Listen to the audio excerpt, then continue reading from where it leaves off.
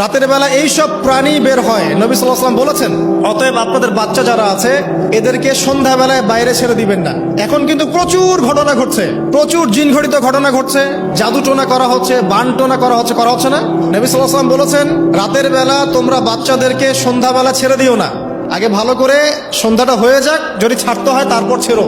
তারপর রাতের রাত যখন গভীর হবে তখন তোমরা এলোপাথালি ঘোরাফেরা করো না, রাস্তাঘাটে বনে জঙ্গলে ঘোরাফেরা করো না, কারণ এই সময় এমন কিছু মাখলুককে আল্লাহ পাক ছেড়ে দেন যাদেরকে তোমরা দেখো না। এখন সায়েন্সের যুগ তো, মানুষ মনে করে এগুলোর কোনো ভিত্তি নাই মনে হয়। কোরআন বলছে জাদু সত্য, কোরআন বলছে জাদু সত্য। কোন সূরা? সূরা বাকারা আয়াত নাম্বার 101, 102 পড়ে দেখেন, ওয়াত্তাবিউ মা তাতলু শায়াতিন আলা মুলকি সুলাইমান। এই আয়াতটা পড়েন, বিশাল একটা আয়াত আছে। ওয়া মা কাফারা সুলাইমান ওয়ালাকিন্না শায়াতিন কাফারু ইউআল্লিমুনা আন-নাস সিহর। এই সিহর দিয়ে কি হতো? মা ইউফাররিকুনা বিহি বাইনাল মারই ওয়া যাওজি। সুলাইমান আলাইহিস সালামের সময় এই জাদুবিদ্যার প্রচলন ছড়িয়ে পড়ে।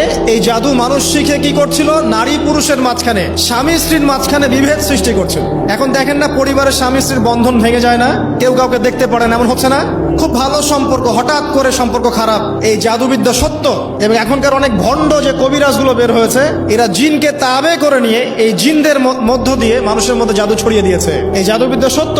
এর ফলশ্রুতিতে বহু পরিবার ধ্বংস হয়ে যাচ্ছে, দৃশ্য অদৃশ্যের অনেক ক্ষতি আছে। এগুলো এখনকার সায়েন্স বিশ্বাস করে না। আর সায়েন্স বিশ্বাস করে না বলে যে আমরা বিশ্বাস করবো না এমনটাও নয়। এখন বিজ্ঞান যেটা প্রমাণ করতে পারে নাই, এটা কি বিজ্ঞানের ব্যর্থতা না ইসলামের ব্যর্থতা?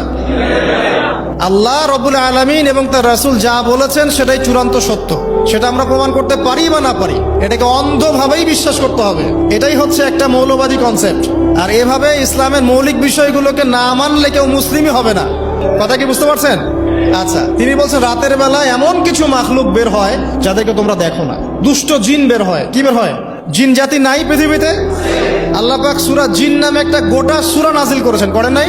কুল উহিয়া ইলাইয়া আন্নাহু ইসতামা নাফারুম মিনাল জিন্নি ওয়া ক্বালু ইন্না সামি'না কুরআনান আজাবা। জিনদের একটা দল কোরআন শুনে বলেছিল যে আমরা অদ্ভুত আজব একটা কোরআন শুনেছি।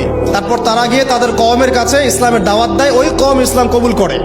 এটা নবী সাল্লাল্লাহু আলাইহি ওয়াসাল্লামের জীবনের সেই সময়কার ঘটনা, যখন নবীজি তায়েফ থেকে ফিরে আসছেন। তায়েফবাসী তাকে অত্যাচার করলো, তিনি নাখলা উপত্যকায় এসে নামাজ পড়ছেন। ওই নামাজের কেরাত শুনে জিনরা ইসলাম কবুল করেছে।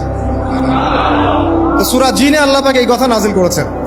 তো আল্লাহ পাক যে বলছেন জিন জাতি আছে, আল্লাহ কি মিথ্যা কথা বলছেন? নাকি নাসা যখন বলে এলিয়েন আছে তখন ওইটা সত্য, আর আল্লাহ বলছেন জিন জাতি আছে, এটা মিথ্যা? তা আমাদেরকে আবার নতুন করে মুসলমান হওয়া লাগবে এখন, আমাদের কনসেপ্ট চেঞ্জ হয়ে গেছে আর কি।